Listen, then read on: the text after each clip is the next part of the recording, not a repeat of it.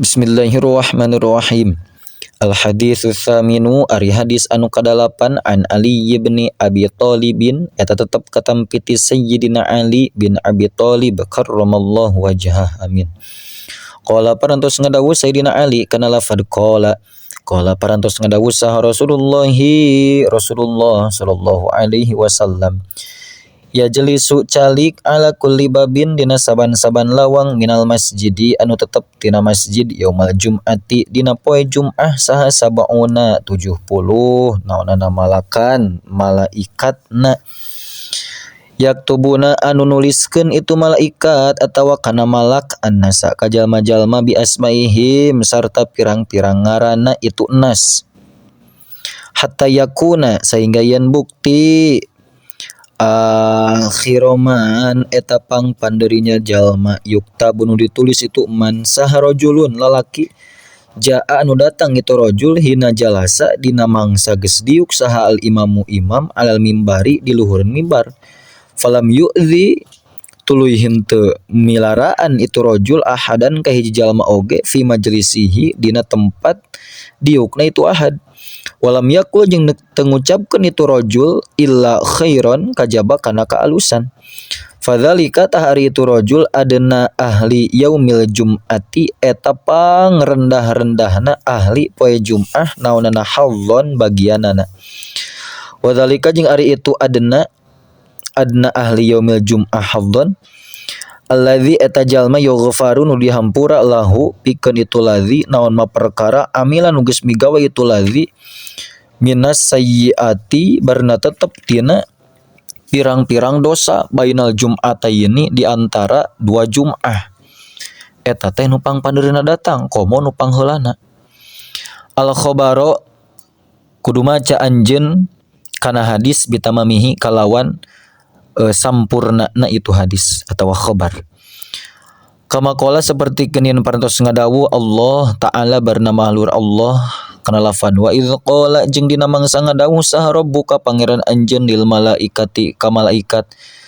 ngadawuhna teh kana lafad inni sanyana kami Allah ja'ilun eta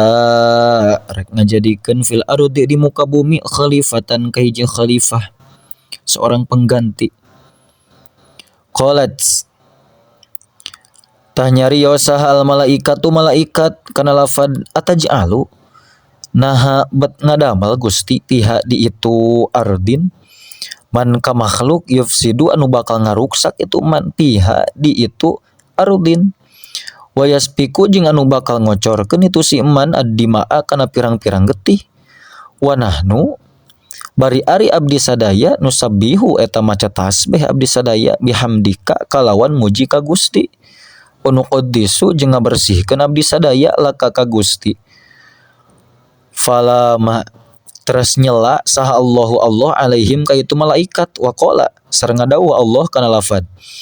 inni a'lamu ma la ta'lamun inni sanyana kami Allah a'lamu eta nyaho kami makana perkara la ta'lamuna anu teu nyaraho aranjeun kabeh kana itu umma fa khafat teras pada sieun sahal malaikat tu malaikat fatofu teras tawab malaikat haulal arsy di sakuriling arasy sab'a marratin kalawan 7 pirang-pirang balikan fatajawaza teras ngahampura Allah anhum ti itu malaikat fa amara teras marentah hum ka itu malaikat saha Allahu Allah ayyabnu kana yen ngadegkeun itu malaikat baitan kana hiji bait ala wajhil ardi di luhureun muka bumi tah ieu kisah terciptana Baitullah Ka'bah teh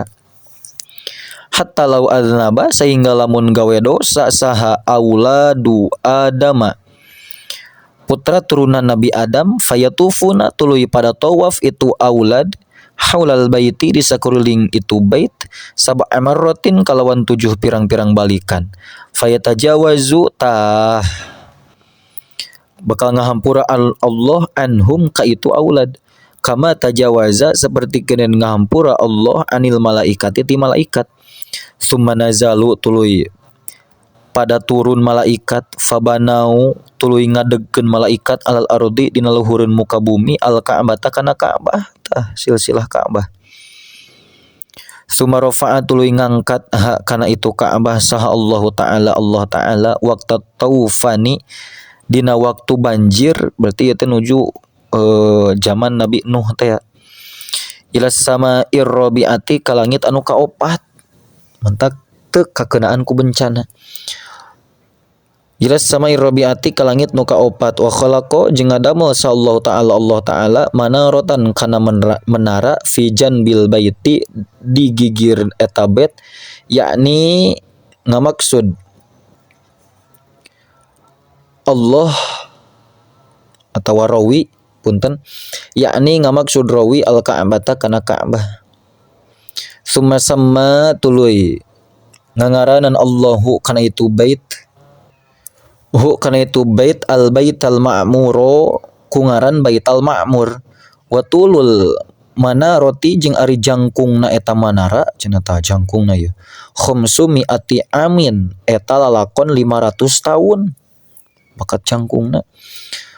Fa idza kana tah di mana-mana bukti naon yaumul jum'ati poe Jum'ah yas'udu eta naik saha Jibrilu malaikat Jibril alaihi salam alal manaroti kana eta manara. Wa yu'adzinu jeung ngazanan itu malaikat Jibril. Wa yas'udu jeung naik saha Israfilu malaikat Israfil alal mimbari kana mimbar. Wa yakhtubu jeung khutbah itu Israfil. Wa ya ummu jeung imaman saha Mikailu malaikat Mikail lil malaikati pikeun para malaikat. Fa idza faragu tuluy di mana-mana rengse itu malaikat minas sholati tina salat fayaqulu teras nyarios saha Jibrilu malaikat Jibril kana lafad ma ari perkara hasola nu hasil itu mali pikeun kaula minas sawabi tegasna tina ganjaran li ajlil adzani karena arah-arah adzan wahabtu eta maparinkeun kaulahu kana emma li jami'il muadzina kasadaya pirang-pirang anu adzan pi wajhil arodi di muka bumi. Tamanta kudu daraek adhanta. Ya ganjaran-ganjaran anu dipaparin ka malaikat Jibril ku malaikat Jibril paparinkeun we Gusti ka jalmi tukang adan di muka bumi. Wa yaqulu jeung nyarios sa Israfilu malaikat Israfil kana lafad ma ari perkara hasolanu hasil itu umali pikeun kaula minas sawabi tegasna tina ganjaran lil khutbati karena khutbah wahabtu eta mikeun kaulahu kana amali jami'il khutubai kasakabeh pirang-pirang khatib fi wajhil arodi di muka bumi. Tuh ganjaranna ka para khatibkeun. Summa yaqulu tuluy nyarios sa Mikailu malaikat Mikail kana lafad Mikail ma hasola mari perkara hasola nu hasil itu mali pikeun kaula minas sawabi tegasna tina ganjaran li ajlil imamati karena arah-arah ngimaman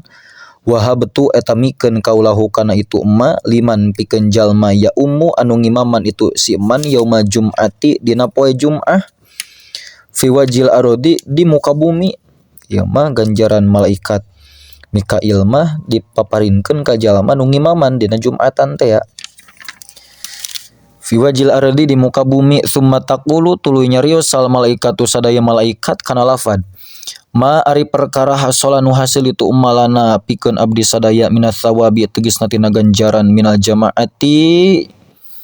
anu tetep tina berjamaah tina ladang berjamaah wahabna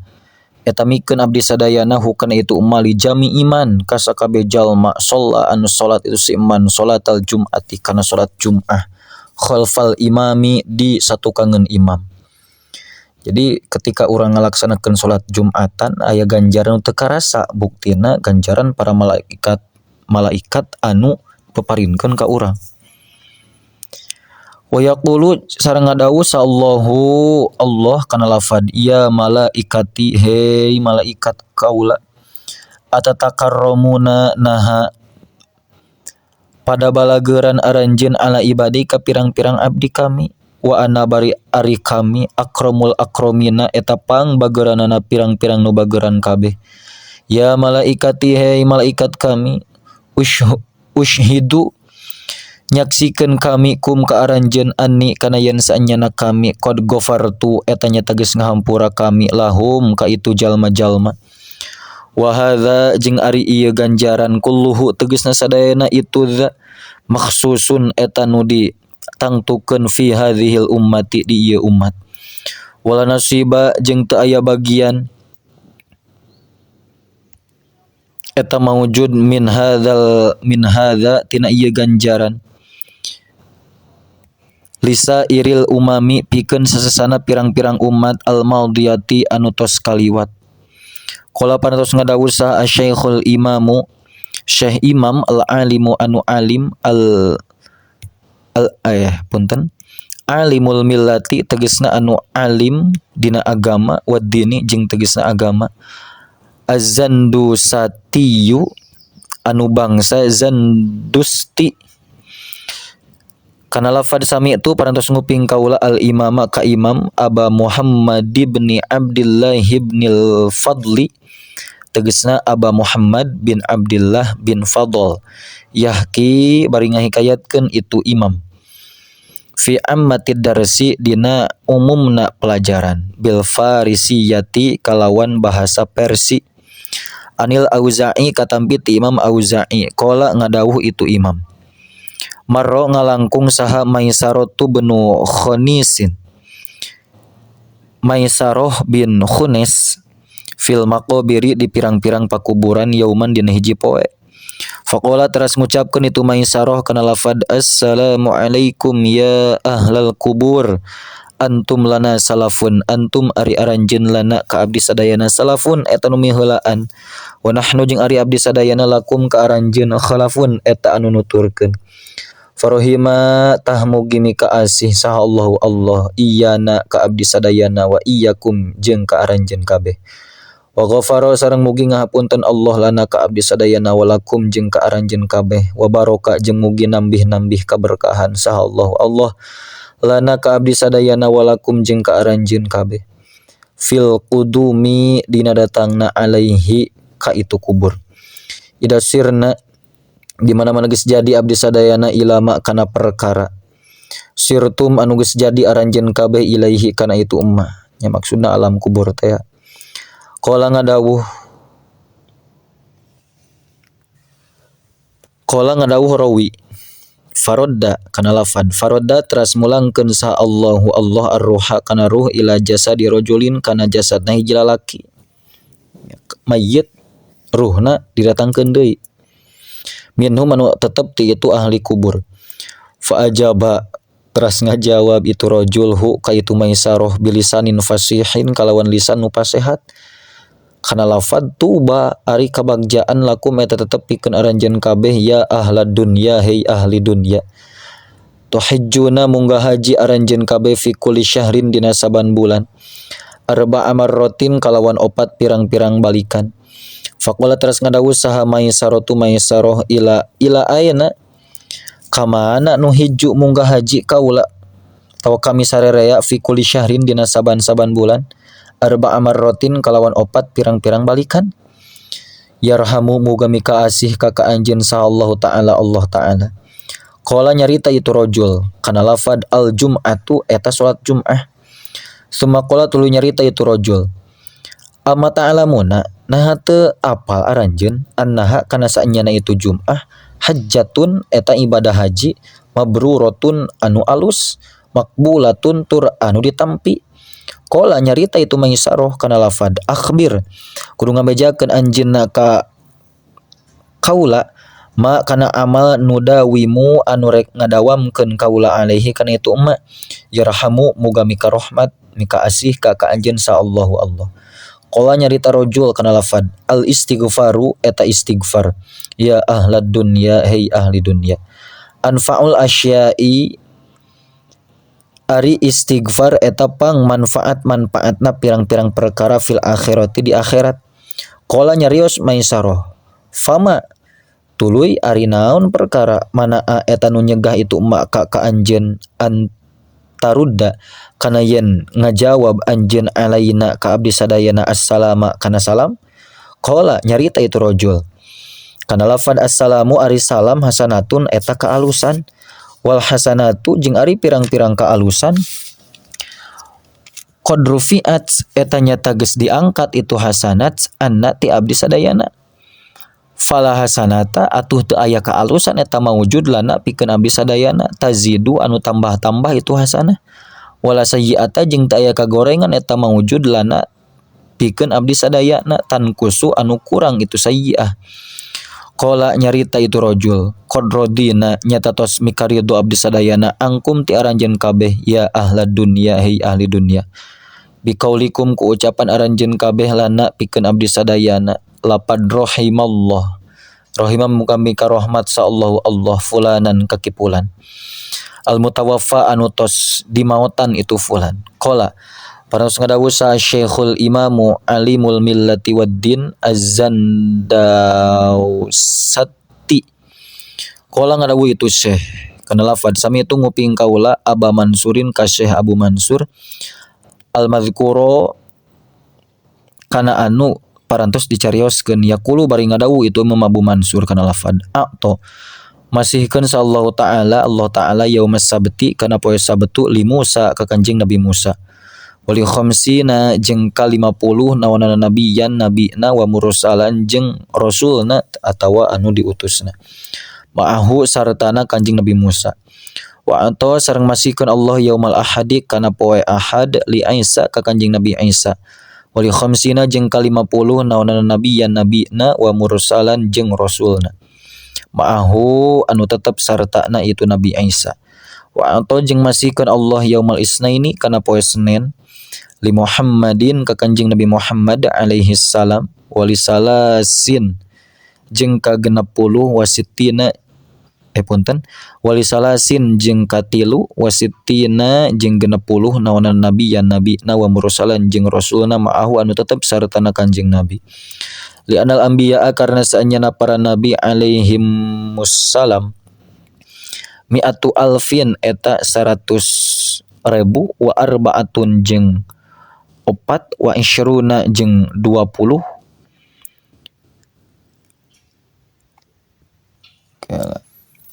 wa isyruna alfi nabiyyin jeung 20.000 nabi wal mursaluna jeung ari pirang-pirang rasul anu diutus minhum ti itu anbiya salasumiatin eta 300 wasala sata asyara jeung 300 jeung 13 falafdolu tuluy ari nu pangutamana Muhammadun eta Kanjeng Nabi Muhammad alaihi wassalam zira ditambahkeun ma'ahu sartana Kanjeng Nabi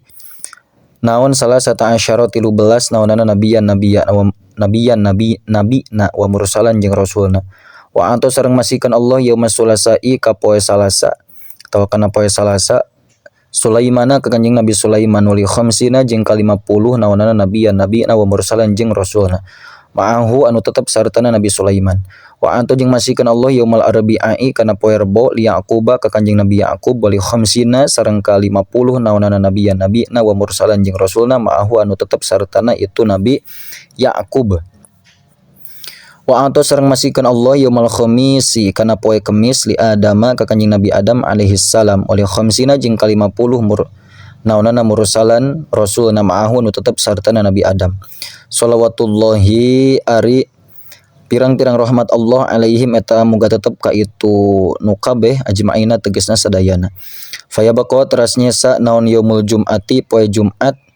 lillahi kagungan Allah Ta'ala barina mahaluhur Allah qala panas ngadawu sa annabiyyu Kanjeng Nabi alaihi salam kana lafad ya rabbihi pangeran abdi ma eta naon haddu ummati ari bagian umat kaula mingkati Gusti qala panas ngadawu sa Allah Ta'ala kana lafad ya Muhammadu hai Muhammad yaumul jum'ati ari poe Jumat wal jannatu jeung sawarga li eta tetep milik kami wa a'ta itu jeung maparinkeun kami al jum'ata kana jum'ah wal jannata jeung kana surga li ummatika ka umat anjeun wa ridai jeung ari ridho kami ma'al jum'ati saratana jum'ah wal jannati jeung surga hadiyatun eta jadi hadiah lahum pikeun itu umat kantun al haditsut tasi'u cekap wallahu a'lam bissawab.